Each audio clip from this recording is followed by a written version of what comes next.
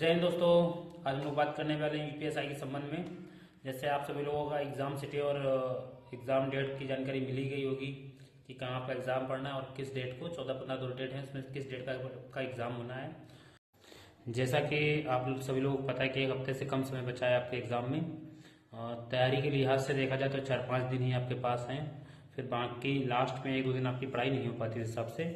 तो इस समय क्या होता है कि लास्ट की जो 1 वीक एक प्रकार से वो तैयारी के लिहाज से इतना इम्पोर्टेंट नहीं होता है, बट प्रेशर हैंडल करने और मेंटली स्वयं को प्रिपेयर करना एग्जाम के लिए, उसके लिए बहुत इंपॉर्टेंट होता है। क्योंकि लास्ट टाइम क्या है कि अक्सर लोग ज़्यादा प्रेशर में आकर या मेंटली ज़्यादा डिस्टर्ब हो जाते हैं, एग्जाम को लेकर ज़्यादा रिजल्ट की टेंशन ले लेते हैं और पेपर अच्छी खासी तैयारी होते हुए भी पेपर बिगाड़ के चले आते हैं।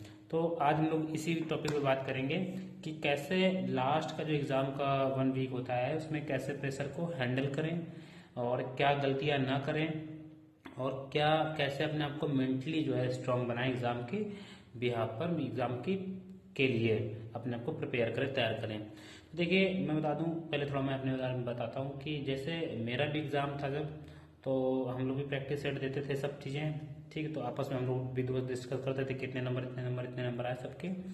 क्या है कि जब मैं प्रैक्टिस सेट RW का देता था, टेक्स्ट बुक का देता था या एग्जाम्पल का देता था, तो मेरे जो मार्क्स आए थे, मेरे मेंस जो मैंने एग्जाम दिया था जाकर, उसमें मेरे मार्क्स प्रैक्टिस सेट से ज़्यादा थे, ठीक है। और ये मेरे साथ लगभग सभी एग्जामों में होता है कि मैं जो प्रैक्टिस सेट देता हूँ उससे ज़्यादा मार्क्स मेरे एग्जाम में आते हैं। उसका रीज़न ये होता है कि मैं एग्जाम में प्रेशर को ज़्यादा अच्छे से हैंडल कर लेता हूँ या मेंटली ज़्यादा अच्छे से प्रिपेयर होकर जाता हूँ एग्जाम को लेकर।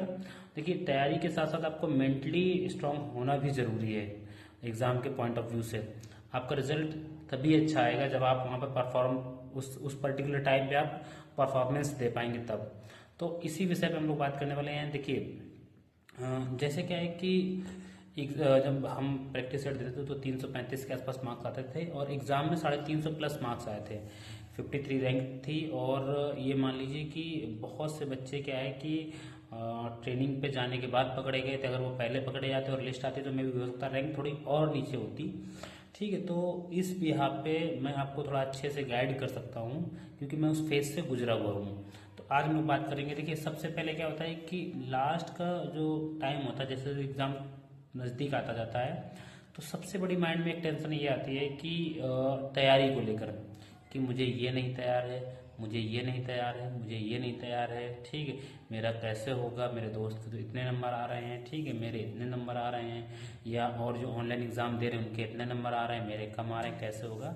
तो देखिए, अब मैं बता दूं आपको, जो एक हफ्ता टाइप ये है कि आप एक हफ्ते में बहुत कुछ ज़्यादा चेंज नहीं कर सकते। पहली बात तो आपको वास्तविकता जाननी पड़ेगी, ठीक है। दूसरी बात क्या है कि हम, कोई भी व्यक्ति हो, चाहे टॉपर हो चाहे कोई भी व्यक्ति हो, चाहे वो रैंक में लास्ट नंबर पे आया वो भी व्यक्ति हो, किसी की भी तैयारी कंप्लीट नहीं होती है। जैसे मैंने भी प्रिपरेशन की, तैयारी की, अच्छे से की, बट ये कहो कि हाँ तैयारी कंप्लीट थी, मुझे सब कुछ आता था, तो ये संभव ही नहीं है कि हर एक कोई व्यक्ति कहता है कि मुझे सब कुछ आता है एग्जाम में।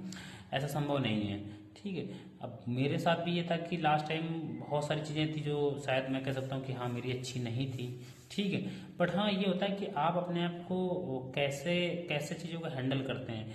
और मेरा क्या था कि लास्ट में आप जो मैं बताऊं कि आप लास्ट में जैसे एक हफ्ते का टाइम है, आप ये मत सोचिए कि मुझे क्या क्या नहीं तैयार है, क्योंकि आपके पास टाइम नहीं है। आप फालतू में टेंशन लेंगे कि मुझे ये नहीं तैयार, मुझे ये नहीं तैयार, मुझे ये नहीं तैयार। इसके बजाय आप ये सोचें कि मुझे ये तैयार है, मुझे ये तैयार है, मुझे ये तैयार है।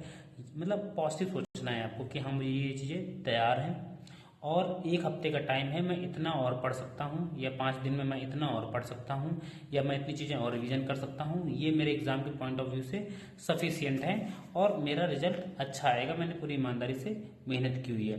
तो यानी पहला क्या है कि आपको ये समझना है, आपको वास्तविकता ये जाननी है कि आप एक हफ्ते या 5-6 दिन जो पढ़ने के लिए आपके पास टाइम है उसमें बहुत ज़्यादा कुछ नहीं कर सकते हैं, ठीक है। आप ये मान के चलिए कि मैंने अभी तक जितना पढ़ा है उतना मेरे लिए सफिशियंट है, मैं 5-6 दिन और मेहनत करूंगा अच्छे से, तो जो भी चीज़ें इन्हेंस कर सकता हूँ मैं वो बढ़ाऊंगा, ठीक है। पहला। सेकंड क्या आता है कि रिजल्ट को लेकर लोग पहले से ही एक माइंड में चीज़ें चलाने लगते हैं कि पेपर टफ आएगा तो क्या होगा, सिंपल आएगा तो क्या होगा, इतने लोग तैयारी कर रहे हैं तो क्या होगा, कट ऑफ हाई जाएगी। तो देखिए ऐसा है, पर्टिकुलर कोई भी चीज़ होती है, अगर पेपर टफ आएगा तो पर्टिकुलर किसी एक व्यक्ति के लिए नहीं आता, सबके लिए आता है। अगर पेपर सिंपल आएगा तो किसी एक व्यक्ति के लिए नहीं आएगा, सबके लिए आएगा। कट ऑफ कम या ज़्यादा जाती है तो सबके लिए ही पर्टिकुलर जाती है, और वो पेपर के लेवल के आधार पे जाती है। कोई पर्टिकुलर आपके साथ ही घटना नहीं होती है, ये सबके साथ में होती है। तो आपको क्या करना है कि इस टाइम पे वो चीज़ें, जो चीज़ें आपके हाथ में नहीं है, कट ऑफ, पेपर का लेवल, ये चीज़ें आपके हाथ में नहीं है, आप इस पे फोकस ना करके सिर्फ इस पे फोकस करके मेरा एग्ज़ाम है, मुझे उसको अच्छे से देना है, बाकी मैं ऊपर वाले के ऊपर छोड़ देता हूँ कि वो मेरे साथ अच्छा ही करेगा, मुझे अच्छा ही रिजल्ट देगा। तो आपको क्या करना है कि आपको जो चीज़ें आपके हाथ में है, आपके हैंड में क्या है, 4-5 दिन जो भी आपके हाथ में है उस पर पढ़ाई करना आपके हाथ में है। वो भी प्रेशर लेके नहीं पढ़ाई करना, जो मैंने बताया आपको कि हाँ मुझे ये चीज़ें पढ़नी 5 दिन में, जितना पढ़ सकते हो उतने के बारे में सोचना है। पूरे सिलेबस के बारे में नहीं सोचना है कि हाँ मुझे ये नहीं आता मैं ये भी पढ़ लूँ, मुझे ये नहीं आता मुझे ये भी पढ़ लूँ। 5 दिन में जितना पढ़ सकते हो उतने के बारे में ही सोचो, उतने के लिए ही प्लानिंग करो, उतने पे ही काम करो, या जितना रिवीजन कर सकते हो उतने पे ही काम करो। और लास्ट टाइम पे क्या है कि प्रैक्टिस सेट लगाना मेरे हिसाब से आप अवॉइड करो इस समय, क्योंकि प्रैक्टिस सेट क्या है कि लास्ट टाइम पे आप प्रैक्टिस सेट लगा के बहुत ज़्यादा सुधार नहीं कर सकते हो आप कुछ भी, किसी भी चीज़ों में। अगर किसी प्रैक्टिस सेट में इनकेस अगर नंबर कम आ गए आपके तो आप डिमोटिवेट जरूर हो जाएंगे। तो आपको लास्ट टाइम क्या करना है, प्रैक्टिस सेट लगाने से बचना है। आपको क्या है कि अपने रिवीजन पे फोकस ज़्यादा करना है, जितना रिवीजन करेंगे आप उतना प्लस पॉइंट आपके लिए, एडवांटेज आपको फ़ायदा मिलेगा उसका, ठीक है। तो पहला तो ये होगा कि आपको पढ़ाई के संबंध में मैंने बता दिया, ठीक।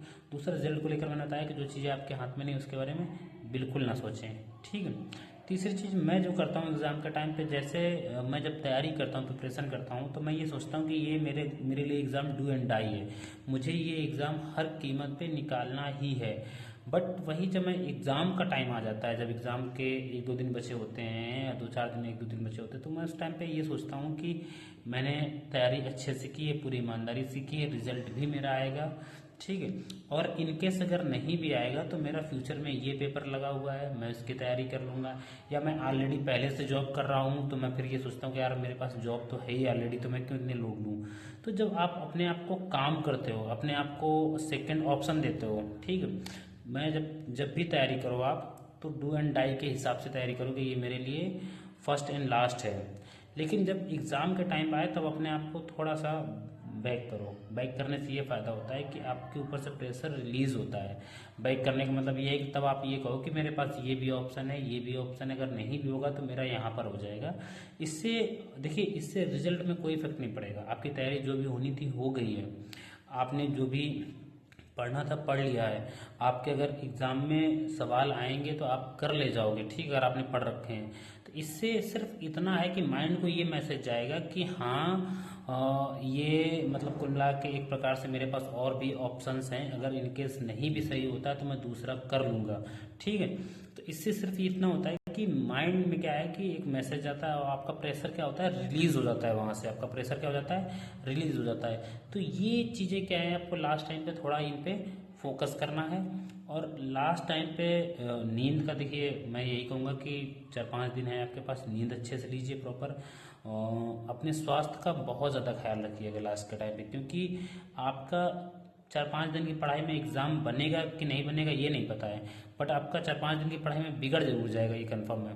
कि 4-5 दिन आपने सोचा कि नहीं हम रात रात भर पढ़ते हैं, ये करते हैं वो करते हैं, तो देखिए इसमें क्या है कि आपका एग्ज़ाम बिगड़ना तय है, बिल्कुल एकदम श्योर है। बनने की तो कोई गारंटी नहीं कि ये बनेगा क्या होगा, लेकिन बिगड़ना तय है। अगर आप बहुत ज़्यादा एफर्ट, बहुत ज़्यादा मतलब कहते हैं ना कि बॉडी की जो आपकी कैपेसिटी है उससे बाहर जाके एकदम बिल्कुल वो करते हैं, तो देखिए ये टाइम नहीं है आपका। वो आप एग्ज़ाम से 3 महीने पहले, 4 महीने पहले करते तो ज़्यादा बेटर था कि आप रिकवर कर सकते थे स्वयं को। अब रिकवर नहीं कर पाओगे अगर कोई भी इशूज़ क्रिएट होंगे तो आप लोगों को समझ में आ गया होगा। पहला, बहुत ज़्यादा सिलेबस को लेकर नहीं सोचना, किसी का भी सिलेबस कंप्लीट तैयार नहीं होता, चाहे टॉपर हो, इवन मैं भी बैठा हूँ मेरा भी सिलेबस कंप्लीट नहीं तैयार था। दूसरा, रिजल्ट के बारे में नहीं सोचना है, पेपर टफ आएगा और या कैसा आएगा इसके बारे में बहुत ज़्यादा नहीं माइंड करना, जो भी आएगा सबके लिए आएगा, ठीक है। तीसरा, कि अपने माइंड को मैसेज दो कि मेरे पास और भी प्लान्स हैं, इनकेस अगर नहीं भी होता है तो मेरे पास सेकेंड और थर्ड प्लान्स हैं। इससे क्या है, प्रेशर रिलीज होता है। मैं यही करता हूँ, इससे प्रेशर रिलीज होता है। फोर्थ जो है, मैंने बताया कि आपको क्या है कि इस टाइम पे अपनी बॉडी की कैपेसिटी के ही अकॉर्डिंग कार्य करना है, उससे एबव नहीं भागना है। क्योंकि ऐसे में अगर आपका थोड़ा मौसम भी चेंज हो रहा है इस टाइम पे, थोड़ा थोड़ा बीच का फेज है जिसे संक्रमण काल कहते हैं, तो ऐसे में क्या है कि सर्दी से गर्मी आ रही, मौसम भी चेंज हो रहा है, ऐसे में बीमार और जल्दी आदमी होता है। तो इस चीज़ का भी ख्याल रखना है आपको। तो मैं आशा करता हूँ वीडियो आप लोगों को अच्छी लगी होगी। Thank you. और इन चीज़ों को फॉलो करना। मैं एक एग्ज़ाम से पहले एक वीडियो और बनाऊंगा जिसमें मैं आप लोगों को बताऊंगा कि एग्ज़ाम हॉल में कैसे क्या करनी है प्रिपरेशन। मतलब प्रिपरेशन का मतलब क्या है कि एग्ज़ाम हॉल में एंटर करने के बाद कैसे क्या करना है, किसको क्या आप जैसे नहीं होता कि कौन सा सब्जेक्ट पहले मुझे करना चाहिए, इसका कौन सा सब्जेक्ट पहले करना चाहिए, इसका मैं प्रॉपर वे बताऊंगा कि हाँ आप पहले ये करो, फिर ये अप्लाई करो, फिर इसको करो, फिर इसको करो।